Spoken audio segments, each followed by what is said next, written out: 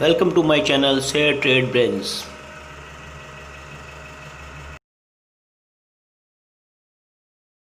तरह की वैल्यू नहीं मिल रही है शेयर होल्डर्स को, और शेयर होल्डर्स ने अपनी दलील में ये भी कहा है कि ऐसा नहीं है कि जो एसेट्स की जो वैल्यू है लक्ष्मी विलास बैंक की वो जीरो है, वैल्यू है लक्ष्मी विलास बैंक की एसेट्स की। तो इसी को देखते हुए रिजर्व बैंक को माइनॉरिटी शेयर होल्डर्स की अनदेखी नहीं करनी चाहिए और उनका भी ध्यान रखना चाहिए, और एक तरह से कहा है कि प्रस्ताव में बदलाव किए जाए और कुछ और बदलाव के साथ अगर प्रस्ताव आता है तब शेयर होल्डर्स अपनी मंजूरी देंगे। अगर रिजर्व बैंक कहीं ना कहीं ये भी अंदेशा दिया है शेयर होल्डर्स ने रिजर्व बैंक को कि अगर उनके प्रस्ताव में बदलाव नहीं किया जाता, मौजूदा प्रस्ताव में बदलाव नहीं किया जाता और उनको जो वैल्यू कुछ भी वैल्यू नहीं मिल रही है, तो आगे चल के जो शेयर होल्डर्स है वो कोर्ट का भी रुख अपना सकते हैं इस प्रपोज जो लक्ष्मी विलास बैंक और डीबीएस बैंक के मर्जर के ऊपर। तो इसी को भांपते हुए रिजर्व बैंक ने भी केवियट दाखिल कर दिया है सुप्रीम कोर्ट में शेयर होल्डर्स के अगेंस्ट की। जो भी अगर सुप्रीम कोर्ट भी इस मामले में अपना पक्ष रखता है तो उससे पहले रिजर्व बैंक को जरूर सुना जाए।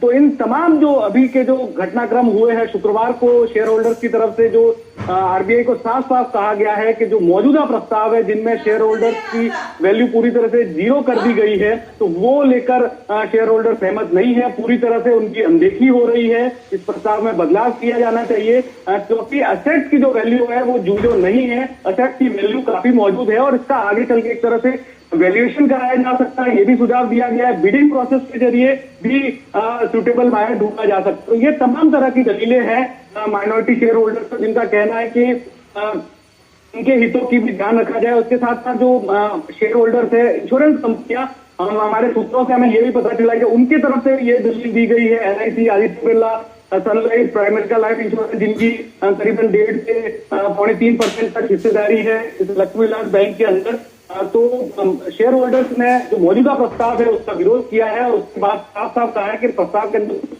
बदलाव किए जाने चाहिए। बिल्कुल। तो अब बड़ी खबर, मौजूदा share holders, minority share holders खुश नहीं है इस प्लान से, और अगर उनकी आवाज नहीं सुनेगी तो शायद वो कोर्ट के जरिए भी इसको अपील कर सकते हैं। अनिल जी, कैसे देखना चाहिए इस खबर को? क्योंकि जो माइनॉरिटी शेयर होल्डर्स हैं, डेफिनेटली उनकी वैल्यू जीरो हो रही है, पर वो कह रहे हैं कि बैंक की में अभी भी वैल्यू है और उन्हें कुछ ना कुछ तो इससे मिलना चाहिए, और कुछ इंस्टीट्यूशंस भी हैं जो शेयर्स होल्ड करती हैं। तो कैसे देखें सर इस खबर को? ये बात तो सही है दीप के इक्विटी शेयर होल्डर्स की वैल्यू है या नहीं है, वो पता नहीं आरबीआई को डिसाइड करना चाहिए या नहीं करना चाहिए। मैं इस बारे में लेकर श्योर नहीं हूं, लेकिन अगर वैल्यू नहीं है तो वो जीरो हो जाए। दिक्कत क्या है कि एसेट्स से ज्यादा लाइबिलिटीज, और अगर बैंक को रिवाइव करना है, किसी को देना है, तो जो बैंक इस मामले में डीबीएस है, वो डीबीएस अदरवाइज खरीदेगा नहीं उतनी लाइबिलिटीज के साथ में, और डीबीएस से अगर किसी तरह की वैल्यू चाहिए तो खाली वो लक्ष्मी विलास बैंक के एसेट्स की मिलेगी।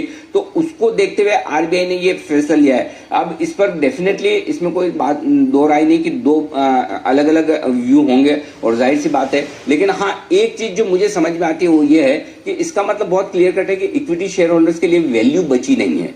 अगर आरबीआई समझता है कि इक्विटी शेयर होल्डर्स के लिए वैल्यू जीरो है, तो इसका मतलब क्लियर कट है कि सारी लाइबिलिटीज चुकाने के बाद बैंक के पास वैसे कुछ बचेगा नहीं। सिर्फ ये है कि यस बैंक की तरह, जहां आपने देखा कि किस तरह से उसको रिवाइव करने का प्रयास किया गया, क्या लक्ष्मी विलास बैंक भी इसी तरह से रिवाइव किया जा सकता था, जहां पर उम्मीद जगी रहे, आज नहीं तो कल, कल नहीं तो कभी, अगर बैंक वापस से ट्रैक पर आ जाए, पटरी पर आ जाए, तो उसका हमें कुछ न कुछ फायदा मिले। ये क्या ये ऐसा हो सकता था कि बजाय जीरो वैल्यू करने के आप 5 पैसा, 10 पैसा, कुछ भी एक नॉमिनल वैल्यू कर दें, उस नॉमिनल वैल्यू पर आप लक्ष्मी विलास बैंक को ट्रांसफर करें डीबीएस को, ताकि कम से कम शेयर ट्रेड होते रहें। और अगर डीबीएस के लेने के बाद 5 साल 10 साल बाद अगर बैंक रिवाइव हो, और अगर जो लोग ऊपर के लेवल पर पैसा लगाकर बैठे हैं उनके एग्जिट करने के मौके मिले, तो वह एक दूसरा ऑप्शन हो सकता था। तो इसमें कोई डाउट नहीं है कि माइनॉरिटी शेयर होल्डर्स के लिए इस तरह का बड़ा झटका है, क्योंकि आमतौर पर शेयर्स की वैल्यू जीरो इस तरह से नहीं होती। आप देख रहे हैं कितनी सारी डिफंक्ट कंपनियां हैं जिनमें कोई कारोबार नहीं, कागज पर हैं, वो सालों साल लिस्टेड है, चल रही है। लक्ष्मी विलास बैंक से भी भारी भरकम ज्यादा उनका नुकसान होगा, ऐसी कंपनियां भी लिस्टेड है, तो फिर उनके शेयर लिस्ट हो सकते हैं, उनके दाम आ सकते हैं, तो लक्ष्मी विलास बैंक के क्यों नहीं, ये क्वेश्चन मार्क तो है। और इस मामले में मैं समझता हूं कि रिटेल शेयर होल्डर्स का जो विरोध है और जो उनकी तकलीफ और पीड़ा है वो जायज है, गलत बिल्कुल भी नहीं है।